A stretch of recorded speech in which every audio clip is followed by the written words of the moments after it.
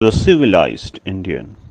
तो फडणवीस साहब, ये आप अजीत पवार को क्यों नहीं समझा पा रहे? वो तो कह रहे कि ये मंत्र महाराष्ट्र में नहीं चलेगा। आप पंकजा मुंडे को क्यों नहीं समझा पा रहे? अशोक चव्हाण को क्यों नहीं समझा पा रहे? उसको हमने सबने विरोध किया है। मैंने अकेले ने नहीं, मेरे पार्टियों ने तो किया ही किया।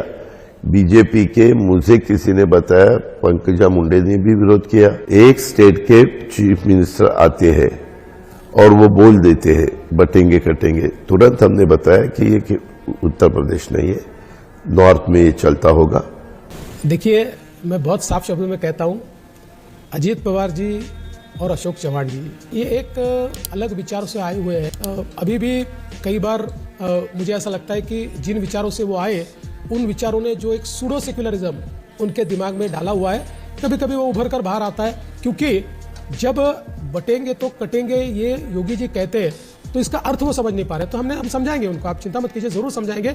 और मुझे लगता है, मैंने पंकजा जी से बात की, पंकजा जी ने ये कहा कि हम लोग तो विकास के भरोसे जीत रहे। जब उनको पूछा गया कि आप इसके भरोसे जीत रहे हैं, तो उन्होंने कहा नहीं, हम तो विकास के भरोसे जीत रहे हैं। तो उनके मन में कोई शंका नहीं है।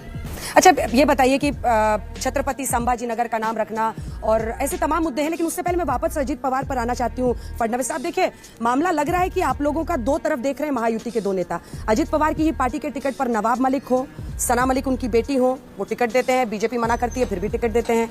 ज़ेशान सिद्दीकी प्रधानमंत्री की रैली से दूर रहते हैं। क्या एक रिफ्ट है अजीत पवार के साथ, open rift? There is no rift. प्रधानमंत्री जी की सभाओं में हमने नेताओं को बांट लिया था। पहली सभा में मैं रहा, फिर एक सभा में सीएम साहब रहे, फिर एक सभा में अजीत दादा रहे, एक सभा में तटकरे जी रहे।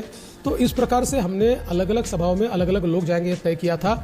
इसमें कोई रिफ्ट नहीं है। हाँ, इस बात पर 100% रिफ्ट है कि नवाब मलिक का काम हम नहीं करेंगे। अगला प्रश्न है कि देखिए, अजीत पवार ने एक और मुद्दे पर आपको एक इंटरव्यू में घेरा है सर। वो कह रहे हैं कि गौतम अडानी की मौजूदगी में पहली बार फडणवीस जी और मतलब आपकी और उनकी बात हुई थी। क्या ये बात सच है? देखिए, मैंने ये स्पष्ट रूप से कहा है कि बैठक निश्चित रूप से हुई।